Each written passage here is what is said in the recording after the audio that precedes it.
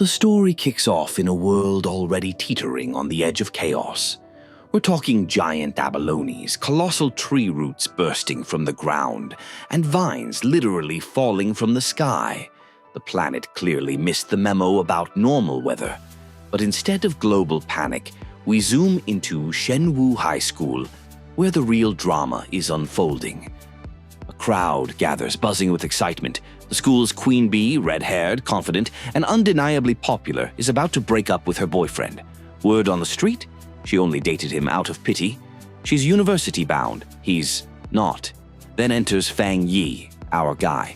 He's standing in the crowd, confused by all the attention, like he accidentally walked into the wrong movie.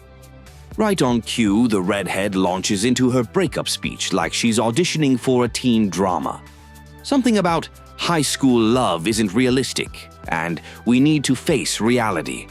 It's icy, final, brutal. The crowd leans in, waiting for the guy's heartbroken reaction. But Fang Yi? He just says, "Oh, okay," and casually tosses something away. Silence. The redhead stares at him, thrown completely off. This wasn't in her script. She snaps, demands to know what he's playing at. But he barely looks back. "Need something?" he asks, deadpan. She doubles down, shouting that they're never, ever getting back together. But Fang Yi simply smirks. "Don't flatter yourself," he says. "I've got bigger problems." And just like that, he walks off, cool as ice, leaving her and the crowd completely speechless. But inside, Fang Yi isn't just being smug. He's different now, because while everyone else is caught up in school gossip, he's thinking about a world on the brink of collapse, a future only he remembers, a future where everything turned to ash. It all started the night before, a blinding light, a memory shattering like glass, and images that shouldn't exist. Blood moons, tidal waves, and monsters with glowing red eyes tearing through cities. In that nightmare vision, humanity stood no chance, including him. Back then, he was powerless, but not anymore. He suddenly calls out, "Wait!" as a surge of blue energy engulfs him. He's transported to a strange realm where a mysterious system appears, claiming to originate from the edge of the universe. Its purpose? To create cultivation techniques and rewrite the rules of the world. Fang Yi touches the screen, and just like that, visions flood in again. A monstrous beast appears, larger than life. It had wiped him out once before, but now his red eyes gleam with something new. Back in reality, he's drenched in sweat, but there's no fear this time, only focus. He remembers watching his homeland fall, the helplessness, the rage. That's the man he was. Now, he's someone else, reborn with a second chance. A year before the aura returns. Most people don't know what's coming, but he does. And he's ready. He touches a glowing shard. It shatters, unlocking a path forward. A system panel flickers into view. New evaluation complete. Power surges through him. His eyes shine like crimson fire. The age of cultivators is approaching. Elsewhere, people begin to notice the anomalies. The government issues vague warnings. Strange creatures are seen. Alerts flood social media, but most think it's just fear-mongering or internet hoaxes. At that moment, Fang Yi spots a notice. Chingcheng University's UV index has spiked to lethal levels, but his app shows 0 where he stands. It's a clue, and his first opportunity. He knows what this means. While others laugh off the danger, he tightens his grip and smiles. Let them mock it. Because for Fang Yi, this is more than a second chance. It's the beginning of everything. Fang Yi heads towards the north gate of Chingcheng University, a place normally quiet, almost deserted. But today, something feels off. The moment he steps near, an oppressive wave of heat hits him like a wall. Sweat trickles down his face as the temperature climbs unnaturally high. He pauses, scanning the area. This isn't normal, not even close. Suddenly, a few students sprint past him in panic, but Fang Yi isn't looking at them. His eyes catch something stranger, glowing particles floating in the air like golden dust suspended in sunlight. Curious, he crouches down and reaches for one. The moment his finger touches the light, boom, an intense golden explosion erupts in front of him. A system screen flickers into view. Yang energy detected. New ability being formed. Pain lances through him. Golden energy floods his veins. He screams, suspended midair as his body begins to transform. His hair turns white, glowing faintly. The students nearby stare in disbelief. Someone even mutters, "Is that a Super Saiyan?" Hovering above the ground, Fang Yi feels like he's being torn apart. Just when he thinks it's over, the system calmly chimes in. Congratulations, Golden Sun breathing technique acquired. Later that day, the university is buzzing. It's registration day for new students. Fang Yi's ex shows up, her usual confident stride turning heads. A couple of guys offer to help with her bags, clearly trying to impress her. She shuts them down, cold. Then suddenly, blast of golden light. Everyone turns toward the north gate. The loudspeakers blare, "Alert! Stay away from the north gate immediately!" Eyes narrowing, the redhead decides to investigate the chaos for herself. At the scene, golden energy lights up the gate like a sunrise trapped in a storm. From the smoke, a figure emerges, calm, powerful, eyes glowing gold. He takes a deep breath. Steady. Another system screen floats up. Golden Sun breathing technique complete. 50 compilation points earned. Fang Yi glances at the message, curious. Compilation points, huh? Guess I'll figure that out later. Elsewhere, students notice the air shift. The heat disappears for a moment. Then the cold creeps in. Drawn by the disturbance, a crowd gathers again at the north gate. This time, the dean is furious. Did no one hear the announcement? A path opens through the crowd as a group of serious-looking people push forward. One among them, a hooded figure, steps into the scorched area, calm, focused, and silent. The figure kneels, brushing a hand over the cracked, glowing ground. With a sharp gaze, she inspects a glowing shard. This was caused by a single person. Authorities begin to clear the area. In the crowd, Fang Yi's ex hears whispers. Someone did all this. Alone. Her eyes widen as she catches a glimpse of a silhouette leaping across the rooftops. Could it be him? No. She shakes her head. No way. He didn't even get into college. Back at Fang Yi's place, he lies in bed, shirt clinging to him, the residual heat from the yang energy still pulsing beneath his skin. Ugh, it won't cool down, not even with a cold shower. He's restless. That whole explosion earlier. People definitely noticed. Checking his phone, he finds a trending article. Cultivation Association makes its first statement. Most of the comments think it's just clickbait. But Fang Yi knows better. He remembers those hooded figures at the university. He reads about realms like ghost acts and total transcendence, concepts he never even heard of in his past life. So this is what we didn't know before. Fang Yi sits quietly on his bed, the glow of the system panel still fresh in his mind. He's thinking about the Cultivation Association and the days ahead. Closing his eyes, he begins to train. The room goes still. A golden light starts to shimmer around him, warm at first, then blazing.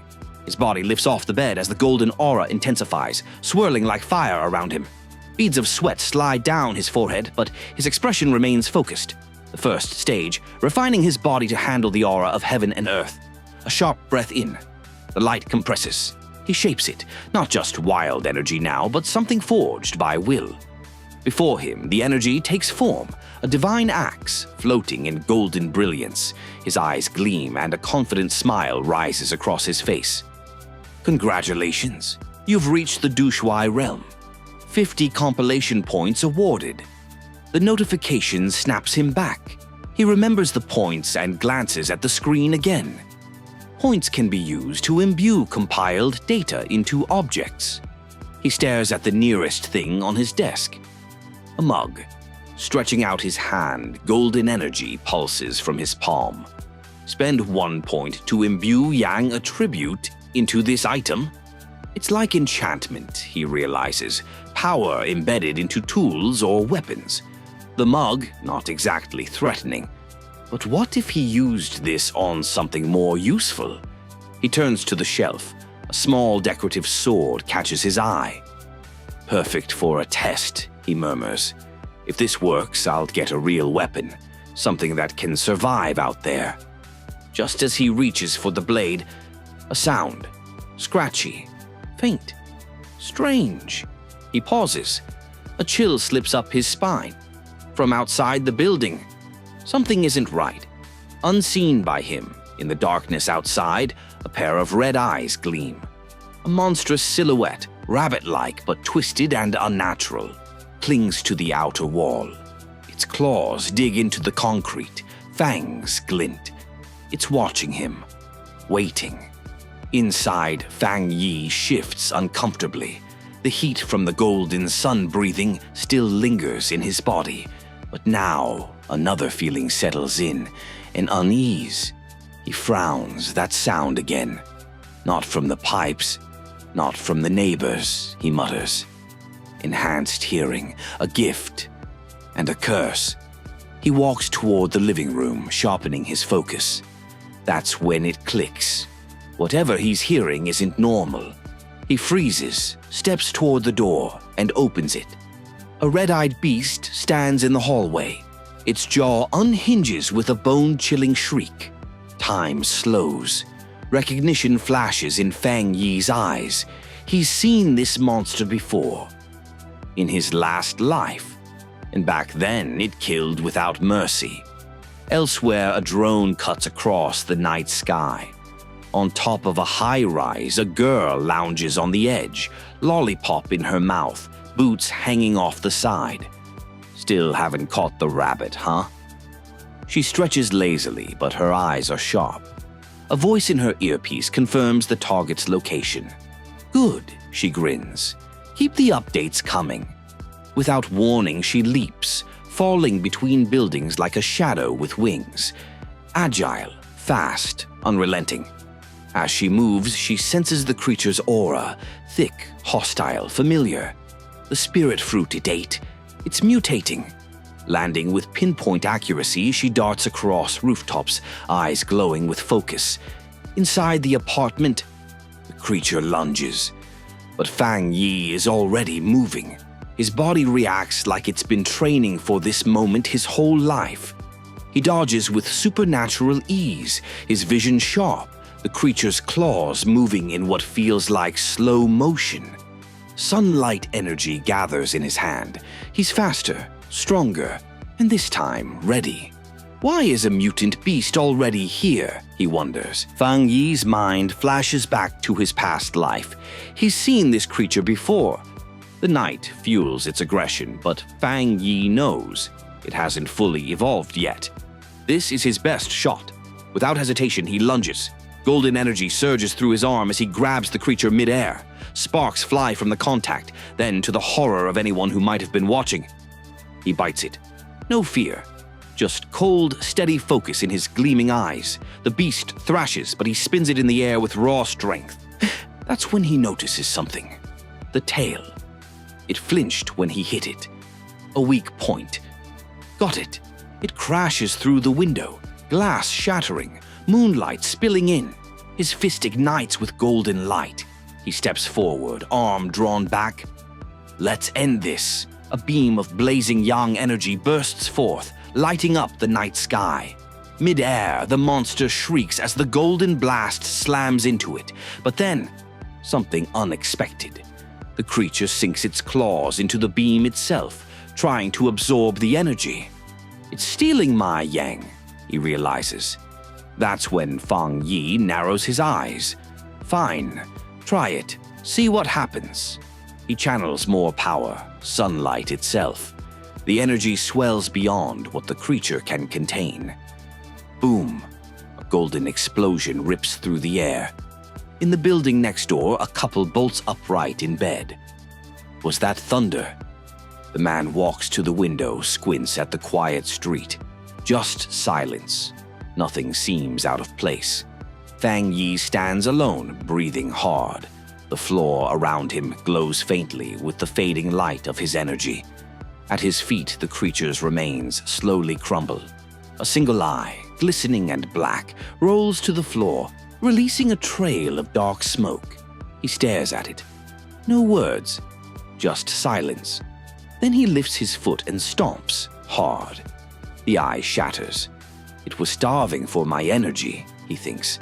If I hadn't awakened, this thing would have killed everyone in this building. The threat wasn't just random, it was drawn to his yang, like a moth to a flame. He knows now, this is only the beginning. More will come, and he'll need more techniques to survive what's coming. Far above, under the pale moonlight, a silver-haired girl soars across the city like a shadow in motion. She lands near the blast zone with fluid grace, her boots skimming over the scorched ground. She pauses, eyes wide. The creature's remains are scattered. Golden energy still lingers. The target is already dead, she mutters. Kneeling, she tries to collect the night attribute, but the moment she touches the residue, a hot pulse flares through her glove. She recoils. That heat, she felt it before. At the university gate. It wasn't a coincidence. Activating her communicator, she reports with a calm, serious voice. Target eliminated, but not by me. Someone new did this. Someone strong. A voice crackles through the earpiece. Is it the same person who purified the gate? No database records, a second voice adds. The association will need to recruit him immediately. She nods, eyes narrowing. Aura of fire and blue energy. Got it. Carefully, she stores the remaining golden flame in a capsule on her uniform. Then, with a little smirk, she unwraps the lollipop she's been holding this whole time and pops it in her mouth. Understood, I'll handle it. She takes one last look toward the direction of Fang Yi's apartment. But first, I need a milk tea. The communicator hums quietly. Who is this mysterious figure? Someone asks. She exhales softly, the lollipop stick tilting as she walks away. Whoever he is, the president was right. I have to meet him. And that's a wrap, folks. If you enjoyed the madness, smash that like button, subscribe, and join the chaos. Catch you later.